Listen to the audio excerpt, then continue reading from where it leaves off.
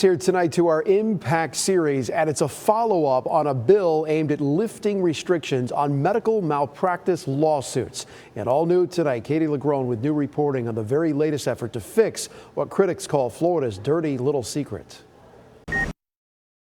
After years of quietly crushing Florida families struck by tragedy, a 33-year-old state law that prevents some families from suing a doctor or hospital responsible for the death of an unmarried adult loved one is getting new scrutiny by lawmakers. It's like you have no rights when it comes to your loved one. We exposed the law's impact on families last month. I feel like I'm told her life didn't matter.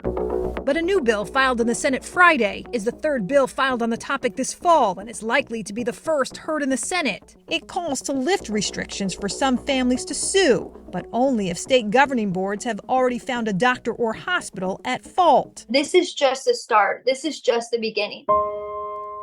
For Sabrina Davis, if approved, the bill may finally open the door to her seeking justice 3 years after her father's death. Keith Davis was 62 and unmarried when he died at a Hillsborough County hospital after a doctor failed to diagnose a blood clot. While the state's doctor at fault even slapped him with a fine because of the law critics dub Florida's free kill law, Sabrina has not been allowed to take the case to court. I have always said is a $7,500 fine was not enough for the doctor that did this to my father. With this bill, a $7,500 fine would not have been all he got.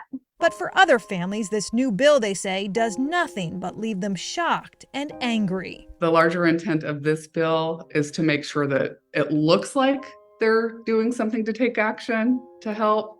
But the larger intent is the same thing the intent has been all along. Cindy Jenkins' daughter, Taylor, was just 25, engaged to be married, when she died earlier this year at an Osceola County hospital after being rear-ended at a red light. Doctors said Taylor died of a brain injury, but an independent autopsy found it was untreated internal bleeding that killed the young flight attendant. But while that autopsy was enough to convince the county's medical examiner to change Taylor's official cause of death, the State Hospital Association and Florida's Medical Board have yet to find probable cause of any wrongdoing. And that, State Health Department data shows, is typical. According to annual reports from Florida's Medical Quality Assurance Division, probable cause against a Florida medical doctor was found in just about a quarter of cases in the last 3 fiscal years. Passing legislation that does nothing other than protect the health insurance companies, in the rare instance that ACA or DOH actually makes a guilty ruling when a family has the capacity to file a complaint, it is a step in the wrong direction.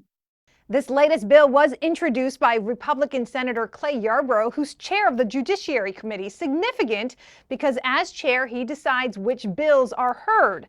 Efforts to repeal this law in the past have not been successful because they were never heard in the Senate. I'm Katie LaGrone, back to you.